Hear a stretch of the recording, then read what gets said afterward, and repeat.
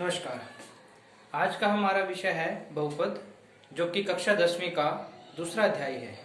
आज इसके विषय में हम पढ़ेंगे बहुपद क्या है। क्लास 10 मैथमेटिक्स चैप्टर 2 बहुपद। बहुपद आपको सबसे पहले बहुपद के बारे में जानने से पहले आपको जानना होगा कि पद क्या होता है। देखिए, अगर आपके पास 4x जमा 2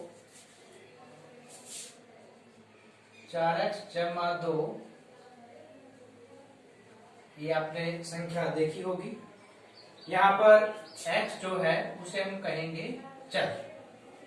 इसी प्रकार से 2y3 माइनस 3y जमा 4, यहाँ पर है y एक चर है। सबसे पहले जानना जरूरी है कि चर क्या होता है। अब यहाँ पर x की पावर क्या है 1, और एक क्वेश्चन और लेते हैं 3y3 माइनस 2y2 जमा 1y जमा 3। यहाँ पर चर है y। अब इन तीनों में अंतर क्या है? इन तीनों में अंतर ये है, इसमें x की सबसे बड़ी पावर है 1, तो इसे कहेंगे हम रैखिक पद। रैखिक पद। इसमें पावर 2 है, इसे कहेंगे द्विघात। इसे कहेंगे द्विघात। और इसमें पावर 3, इसे कहेंगे हम त्रिघात।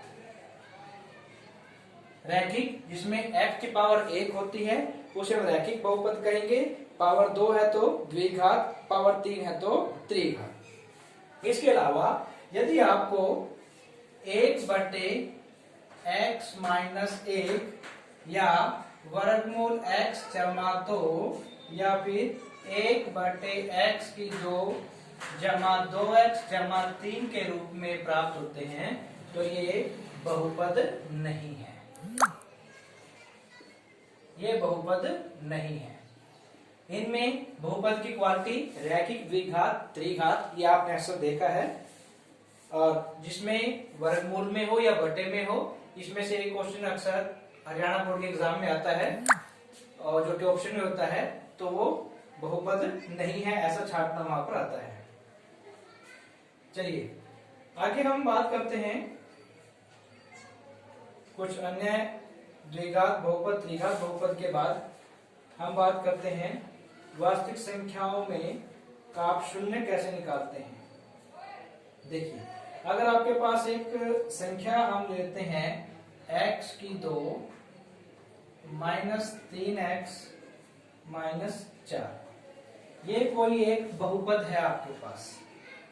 x2 minus 3x minus 4 px, ये एक बहुपद है। इस बहुपद में अगर आप x का मान -1 रख दें तो क्या होगा? p -1 बराबर -1 का वर्ग माइनस 3 गुणा -1 माइनस 4। -1 का वर्ग करेंगे तो माइनस माइनस प्लस, एक एकम 1 प्लस 1 बचेगा, माइनस माइनस प्लस का 3 और ये माइनस का 4। तो यहाँ क्या बचता आपके पास? प्लस का 3 और 1 प्लस का 4, प्लस का 4 और माइनस का 4 आपस में घट के देगा 0। तो क्योंकि x बराबर -1 रखने पर ये px की वैल्यू आपके पास 0 बन गई है, तो ये x बराबर -1 इस समीकरण का शून्यक है। यहाँ पर आपका शून्य का कंसेप्ट आता है। शून्य किसे कहते हैं? जिस मान के लिए वो समीकरण 0 बन जाता है उसे हम उस चर का शून्यक कहेंगे। अब इसे आलेख के रूप में देख लीजिए। मान लिया आपके पास एक समीकरण है y बराबर 2x जमा 3, या फिर इसे ऐसे लिख सकते हैं fx बराबर 2x जमा 3। तो इसे अगर आप समीकरण के रूप में लिखना चाहें तो देखिए, अब x और y, अगर यहाँ पर x का मान हम 0 करते हैं तो y बराबर क्या हो जाएगा? 2 गुना 0 जमा 3। y बराबर 0 बन गया, y का मान आ गया 3। y का मान आ जाता है 3। दूसरा, जब आप इसमें y का मान 0 करते हैं, जब आप इसमें y का मान 0 करते हैं, रखिए y का मान रखेंगे इसमें 0 बराबर 2x जमा 3, 3 इधर हो जाएगा माइनस का, बराबर है 2x, x का मान क्या आ जाएगा -3/2, x का मान -3/2।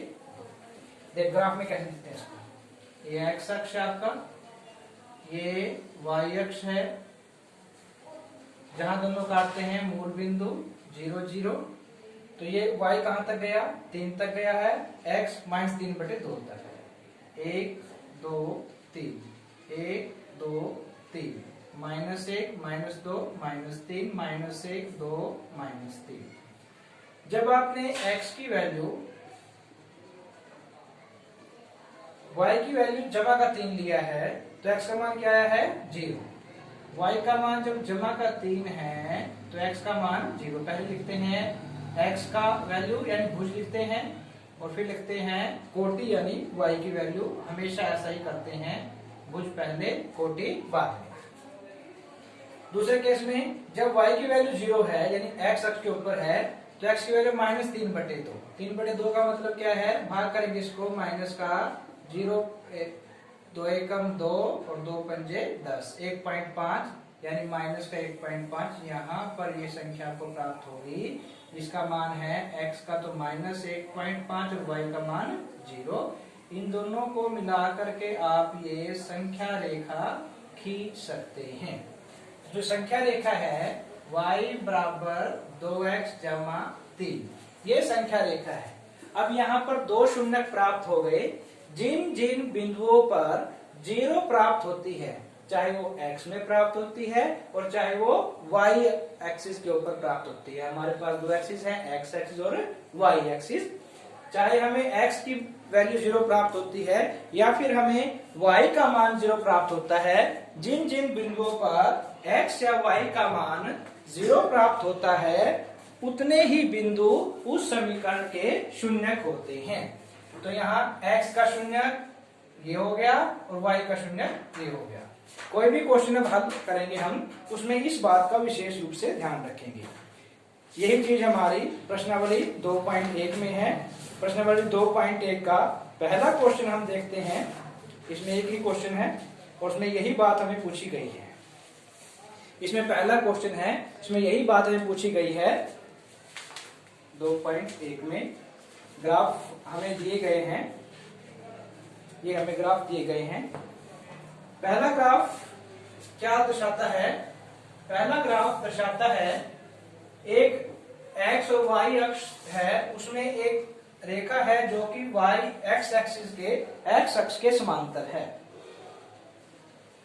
ये आपका है y अक्ष और ये आपका है x अक्ष। एक संख्या रेखा है जो कि x अक्ष के समांतर, ये x, ये x डैश, ये y और ये y डैश। तो y के समांतर है, कितने बिंदु पे काटती है, एक बिंदु पे काटती है, इसलिए इसके कितने शून्यक हैं, इसका एक शून्यक है। यही बात आपको बतानी है कि इसमें कितने शून्यक हैं। दूसरा पार्ट है इसका, दूसरा क्वेश्चन है, वो क्या कहता है, x अक्ष है, y अक्ष है, x और y अक्ष को एक इस प्रकार की रेखा है, टेढ़ी मेढ़ी जो रेखा है वो जा रही है, और वो कहां पर कितने बिंदु पे काटती है, एक बिंदु और 2 बिंदु। तो इसे कितने शून्य हो जाएंगे, 2 शून्य। इसी प्रकार से तीसरे भाग में आपके पास दिया है एक, ये है आपकी x अक्ष पर 1 2 3 बिंदुओं पर और y अक्ष पर 1 बिंदु पर। तो शून्य कितने हो जाएंगे इसके, 4।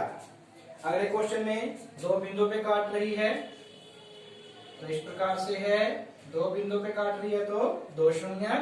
अगले क्वेश्चन में इस प्रकार से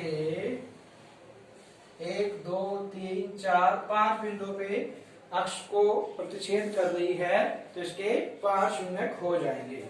इसी प्रकार से लास्ट क्वेश्चन है इसका, उसमें नीचे से चला है और यहाँ पर टच करके वापस ऊपर, और ये कितने 1 2 3 4 बिंदुओं पर इसके काट जो एक्सिस है उन्हें प्रतिच्छेद कर रही है, तो इसके 1 2 3 4 इसके शून्य प्राप्त हो जाते हैं।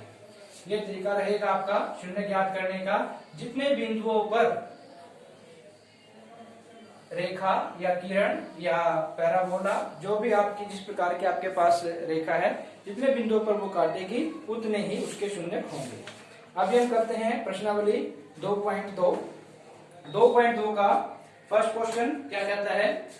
2.2 फर्स्ट क्वेश्चन, हमें द्विघात शून्य ज्ञात करने हैं और शून्य को तथा गुणांकों के बीच में संबंध भी ज्ञात करना है।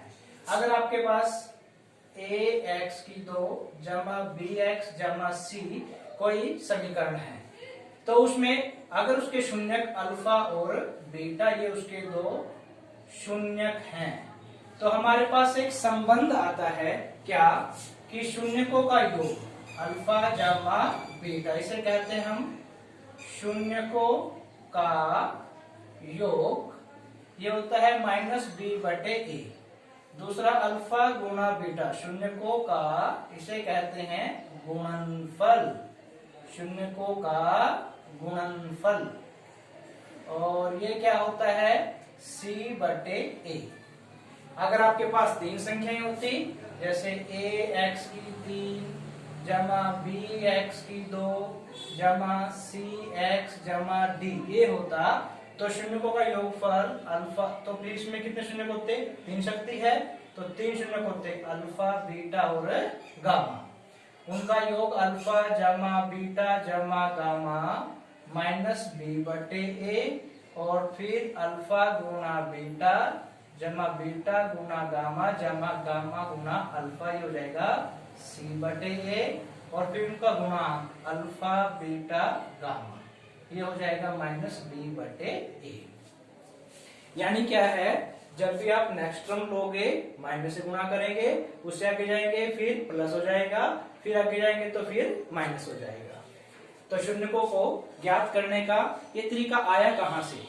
मान लिया आपके पास ax जमा b कोई शून्यक है, इसके आप ये एक समीकरण है, इसके शून्य का आपने ज्ञात करनी है। इसे आप बराबर रखोगे 0 के, तो ax बराबर हो जाएगा माइनस का b, x हो जाएगा -b/a। तो a कौन है? x के आगे वाला तो आ जाएगा इसके नीचे, यानी क्या है? x का कोफिशिएंट, और जो ये था बिना x वाला, ये आ जाएगा इसके ऊपर, इसे कहते हैं हम चर, जो कांस्टेंट टर्म, कांस्टेंट यानी जिसके पास x नहीं होता, इसे हम स्थिरांक, हिंदी में कहते हैं कि इसको स्थिरांक, स्थिरांक ऊपर हो जाएगा। तो यहाँ क्या समझे आप? -b/a, देखिए -b/a यहाँ से आ गया, इसके लिए -b/a। आगे नेक्स्ट टर्म निकालनी है आपको जैसे ax2 जमा bx जमा c, उसके लिए क्या करेंगे? अब नेक्स्ट टर्म निकालनी है तो c/a। ये हम इन क्वेश्चनों में भी करके आपको दिखाएंगे। चलिए, इस चीज को ध्यान रखना है, याद रखना है। अब इसका फर्स्ट क्वेश्चन हम करते हैं। फर्स्ट क्वेश्चन क्या है? x2 - 2x - 8, तो गुणा करने पर पहले की और आखिरी की गुणा करते हैं, कांस्टेंट टर्म की और वर्ग वाली संख्या गुणा करते हैं। 8 एकम 8 x2, गुणा करने पे 8x आना चाहिए और जोड़ने पर 2। तो एक सीधा तरीका ये है कि केवल इनके आगे वाले टर्म कोफिशिएंट से गुणा कर लो। 8 इसके आगे कुछ नहीं है तो 1 मानेंगे, 1 गुणा 8 8, केवल 8 लेके आ जाओ। ये माइनस ऐसे कैसे? 2 को तोड़ दो, 4 में से 2 जाएगा तो 2 ही बचेगा, और अगर 4 को 2 से गुणा करेंगे तो 4 दूनी 8 आ जाएगा। आपने केवल 1 को -8 से गुणा किया तो क्या आ जाएगा? -8। गुणा करने पे आपको -8 चाहिए, तो 1 को आपने -8 से गुणा किया, -8 चाहिए। 2 को तोड़ दिया, 4 में से 2 गया, 2 आएगा, तो 2 एज इट इज आ गया, और गुणा करेंगे तो प्लस का 4 को आप -2 से गुना करेंगे तो प्लस माइनस माइनस 4 दूनी 8। चलिए ये x एज इट इज और माइनस का 8। अब x की 2 माइनस अंदर जाएगा, माइनस प्लस माइनस, और ये माइनस माइनस प्लस हो जाएगा। साथ में x है, यहां भी लगाओ यहां भी लगाओ। अब इन दोनों में x को कॉमन ले लेंगे, बचेगा x -4। इन दोनों में 2 का पहाड़े पे जा रहे हैं तो 2 बाहर ले लेंगे, 2 एकम 2, 2 चौके 8। दोनों में x -4 है, बाहर ले जाएंगे, बचेगा x और जमा का 2, x और जमा का 2। जब शून्य निकालने होते हैं किसी संख्या के तो इन्हें हम बराबर करते हैं 0 या फिर x जमा 2 बराबर 0। दो संख्याओं का गुणांक अगर 0 है तो या तो पहली संख्या 0 है या दूसरी संख्या 0 है या फिर दोनों संख्याएं ही 0 है। तो यहाँ से x बराबर आ गया 4 और यहाँ से x बराबर आ गया -2। इसे मान लेंगे अल्फा बराबर 4 और ये हो जाएगा बीटा बराबर -2। तो ये आपके पास दो शून्य आ गए, अल्फा और बीटा। इन शून्यकों से हमें सिद्ध करना है। शून्य आ गया आपके पास 4 और -2। ये दो शून्य का आपको प्राप्त हो जाते हैं। अब आपने क्या सिद्ध करना है? अब आपने सिद्ध करना है इन शून्यकों के साथ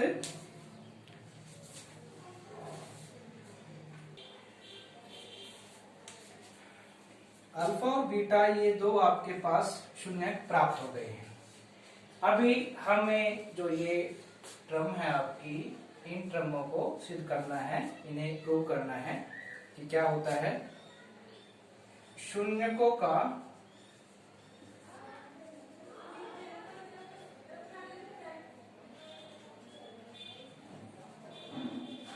गुणनफल, शून्यकों के गुणनफल की हम बात करते हैं।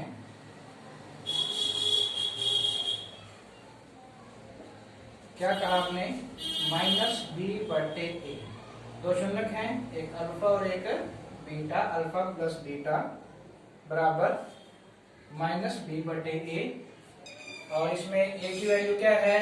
a है आपके पास x की 2 का आगे वाली वैल्यू 1 और b कौन है जो केवल x के आगे है -2 और c है आपके पास बची हुई जो टर्म है -8।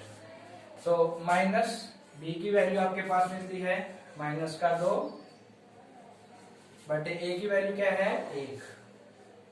अल्फा आपके पास है 4 जमा बीटा की वैल्यू है -2। 4 में से 2 गया 2, क्योंकि प्लस माइनस माइनस हो जाएगा। 4 में से 2 गया 2। ये माइनस माइनस प्लस का 2 बटे 1, केवल 2 ही रहेगा। तो ये बात आपके पास जो लेफ्ट हैंड साइड में है 2, वही राइट हैंड साइड में 2 हो गया, यानी ये बात सत्य है। अब करते हैं शून्यकों का, ये किया था आपने शून्यकों का योगफल। गुणनफल जब आप करोगे तो c/a हो जाएगा। शून्यकों का योगफल जब आपने किया है तो अल्फा जमा बीटा ये आ गया -b/a करके। और जब गुणनफल आप करोगे तो गुणनफल इसमें आ जाएगा c/a। अल्फा गुणा बीटा बराबर c की वैल्यू क्या है? c की वैल्यू यहां से आप देखते हैं -8 बटे में a की वैल्यू है 1। अल्फा आपके पास है 4 और बीटा है -2। प्लस को माइनस से गुणा करेंगे, प्लस माइनस माइनस। अगर अलग अलग निशान गुणा होंगे तो हमेशा माइनस आएगा। 4 दूनी 8 बराबर -8। ये बात आपके पास हो गई सत्य। तो इस प्रकार से ये आपका फर्स्ट क्वेश्चन है, ये हल होता है। और इन दो इस कंडीशन को, शून्यकों का योग अल्फा जमा बीटा बराबर -b/a और अल्फा गुणा बीटा बराबर c/a, इस बात को ये सिद्ध करता है। इसी का सेकंड पार्ट अब हम देखते हैं। और इसमें नियम केवल एक ही रहेगा, अल्फा गुणा बीटा बराबर है -b/a और अल्फा जमा बीटा बराबर है -b/a। शून्यकों का योग बराबर है माइनस बी बटे ए, और शून्यकों का गुणनफल बराबर है सी बटे ए। एक ही नियम यहाँ पर इसका रहेगा। अगला क्वेश्चन ले लेते हैं। 4x की 2 माइनस 4x जमा 1। सेकंड पार्ट है इसका। 4x की 2 माइनस 4x जमा 1। तो देखिए 4x की 2 माइनस 4 को कर दिया 2 जमा 2 जमा 1, क्योंकि गुणा करेंगे 4 एकम 4, गुणा करने पर 4 आना चाहिए, तो आपने इसको 2 जमा 2 4 में कर दिया। 4x की 2 माइनस अंदर गया 2 माइनस अंदर गया प्लस माइनस माइनस, बाहर x है दोनों के साथ आएगा, इन दोनों में से 2x कॉमन ले लो, 2 दूनी 4, ये बाहर चला गया तो 1, कुछ भी कॉमन नहीं है तो 1 ले लेंगे, 2x माइनस 1, क्योंकि माइनस बाहर लिया है तो ये माइनस बाहर चला गया, इस प्लस में से माइनस बाहर जाएगा तो केवल माइनस बचेगा। दोनों के अंदर 2x माइनस 1 है, इसे हम कॉमन ले लेंगे, बचेगा क्या 2x और माइनस का 1, इसे इकट्ठा कर लिया। जब शून्य निकालने हैं आपको तो शून्य क्या कहेंगे इसके, शून्य कहेंगे दोनों संख्याओं को बराबर करेंगे 0 के, या दोनों में से कोई एक 0 है या फिर दोनों 0 है। 2x बराबर 1, x बराबर, क्योंकि माइनस का इधर आगे प्लस हो जाएगा तो 1 बटे 2, यहाँ पर भी क्या आएगा x की वैल्यू 1 बटे 2। अल्फा आपके पास 1 बटे 2 आ गया और बीटा भी 1 बटे 2 आ गया। अभी आपको क्या करना है, शून्यकों का योगफल यानी अल्फा जमा बीटा माइनस बी बटे ए, ये सिद्ध करना है आपको। इसे कहते हैं आप शून्यकों का योगफल। तो अल्फा की वैल्यू है 1 बटे 2 और बीटा की वैल्यू भी 1 बटे 2। बी कौन है इसमें, देखिए ए आपके पास पहली संख्या, इसे कहते हैं पहली संख्या को आप ए, दूसरी संख्या को कहते हैं बी, साइन उसका जो निशान है साथ में रखेंगे, और तीसरी जो संख्या उसे कहते हैं आप सी। तो a की वैल्यू 4, b की वैल्यू -4 और c की वैल्यू 1 रखिए। b की वैल्यू क्या है माइनस का 4 और a की वैल्यू है प्लस का 4। दोनों का उत्तर ले लिया आपने, 2 आ गया, 1 जमा 1 माइनस माइनस प्लस 4 बटे 4 1, 1 जमा 1 2 बटे 2, 2 को 2 से भाग करेंगे तो 1, तो लेफ्ट राइट दोनों साइड बराबर हैं, इसलिए ये बात होगी सत्य है। योगफल तो सत्य सिद्ध हो गया। अब आपने क्या करना है, गुणनफल यानी अल्फा गुना बीटा बराबर सी बटे ए, ये सिद्ध करते हैं।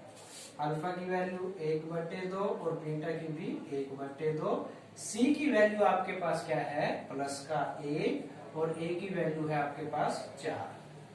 1 एकम 1, 2 दूनी 4। न्यूमरेटर को न्यूमरेटर से यानी अंश को अंश से गुणा करेंगे और हर को हर से गुणा करेंगे, 1 बटे 4। ये भी बात क्या होगी आपकी सत्य है।